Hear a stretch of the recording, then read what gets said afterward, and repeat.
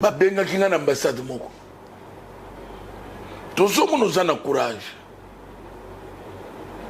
tozomo nous ali mutu moko ya franc parler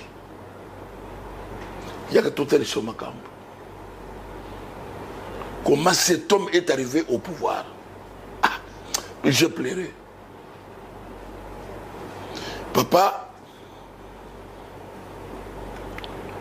ceux qui sont les Kamba Kabila les années injure pour le peuple congolais. Ok. Ils insultent. Et ngana fukama na loba ke mutu to ko sanga na Kabila. Pour na kubonisa mboko a échoué. Olobi azako tanga na félicite. Oui oui. Ayoki souci. Oui oui. Pour na mboka na ye. OK. Oui, mais ceux qui m'ont aussi nationalité même aux un passeport ou atterrir dans Mboka Songolo, bah trouver que passeport aux un faux, bah quand c'est ça qu'il faut arrêter. Les lots Kabila il faut démontrer comment maman Sif a sa maman naïe. C'est ce qu'ils ont montré au peuple congolais. Maman Sif a sa vivante. Azolanda biso. Oui. Affaire Kabila doit commencer par là.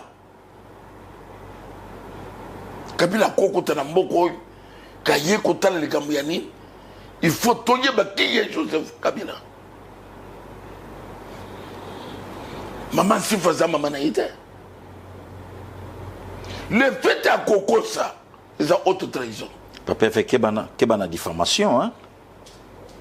La numéro. Là on a déposé une plainte. On a battu babenga comme Taliban.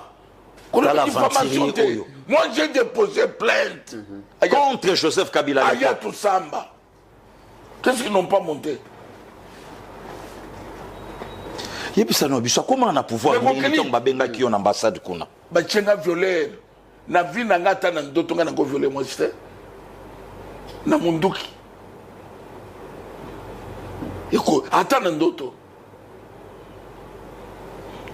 Na nimakango pour n'habiter Mamboka.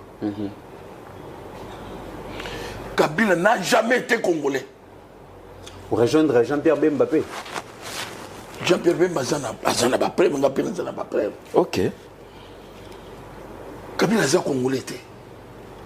Ni de père, ni de mère.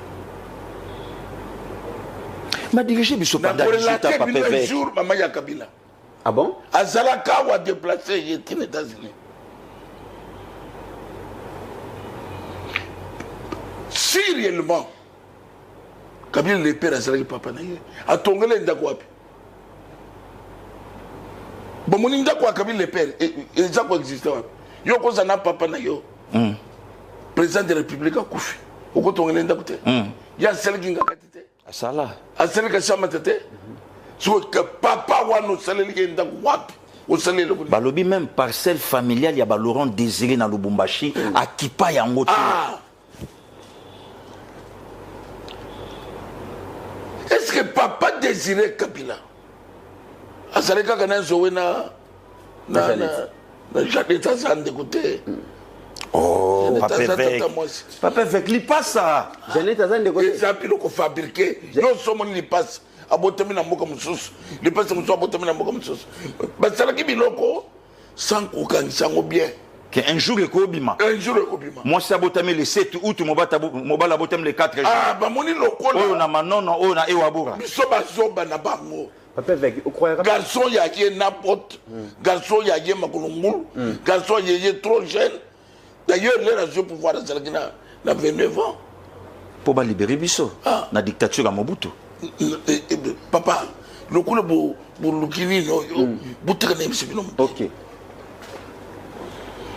Donc, moi, je me Congo est PC, ils veulent quoi dans Mboko? Kabila Zali pire et simplement un Rwandais de père et de mère. Ok. Kabila Zali président, Kabila Zali gouverneur, Mouto Zali président Kagame. Ok. Kagame Moutoza Konomé bateau. Nous avons des preuves. Kabila Zalaki sous ordre. Ya Kagame Mboka nini. Congolais ni na konde makabila nyatao. Lumba Congolais bazeli sima ya mapilo comme qu'il. Mais papa avec makambozo loba oyo ozo frustrer certains Congolais. Kamere alobi na période to kotozo luka cohésion nationale tozo luka unité ba discours ya boye ozo cohésion nationale tozo luka ngona ba payete tozo luka ngona ba traité tozo luka ngona ba na mboko bazana bosengo ya moko ekendeli boso. Kabila sateka kimboka. Bakor nyonso basala ke zali pona kuteka mboka za pona nite. Même on somona bazoluka wana. Ezaka ka po basala partout la moyen pour introduire. Oui, c'est qu'on a cessé. Kabila le père a bengani tous les Rwandais ici. Bazonga kindengani si lui il est vraiment il est fils. Voilà. Si il est fils. Kabila le père a levé tous les Rwandais bozonga. Bozonga pas na bino. Tout ça. Je me rappelle même na Moïse Katumbi Kouta à en exil, n'importe à Laurent Désert. Soit-disant. Papa Mokena. Oui, Mokena, oui. Voilà. Nationalité. Yeba Foutier na Kazia Tembo. Papa. Peut perdre le baiser les provocations. Les provocations. Besoin massif à Denis Salam. Ibrahim Kabila Babeliliao. Si quoi y est connecté, papa. Est connecté. Nana Beleli, Moutobo Mimbo Joseph Kabila. Ma société nyons, ba port nyons, ba biloko tout. Ba uto kanga lobi 30 ports ya yemoko. Na étendu à République. Mais République a 26 provinces. Mais il y en a 30 pour y mon a étendu. Donc, il a détruit ce pays systématiquement. À travers la police. À la guerre qui est depuis qu'il est là. Yarmé. Donc, à Tigimoko soit embargo. À Zoki Pango. À Zakulita embargo et l'ongwa. À provoquer embargo à Tigiango. Il y a des traîtres, il y a Kabila, vous parlez de Kabila. Mais à l'objet que na parcours n'a président a sali erreur mingi et erreur wane policier je pense a commis mature et moi si na l'objet azana jeune et sengela zonga pona ko servir mboka. Est-ce qu'on l'a dans son des fois après 18 ans, 20 ans. Mais reconnaître c'est quoi, papa? Il faut zonger les choses. À reconnaître Berera ça. À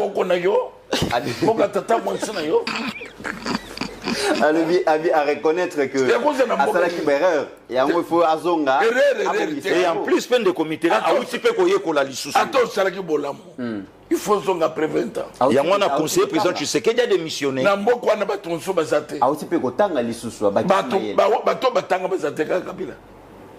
Mais les gens qui pouvoir au camp autant que donc les Japonais ont dit que il y a un plan il y a coup d'état non il y a reconquérir le pouvoir il y a des choses coloniser les Congolais voilà tout le moyen monsieur non bazo bazali société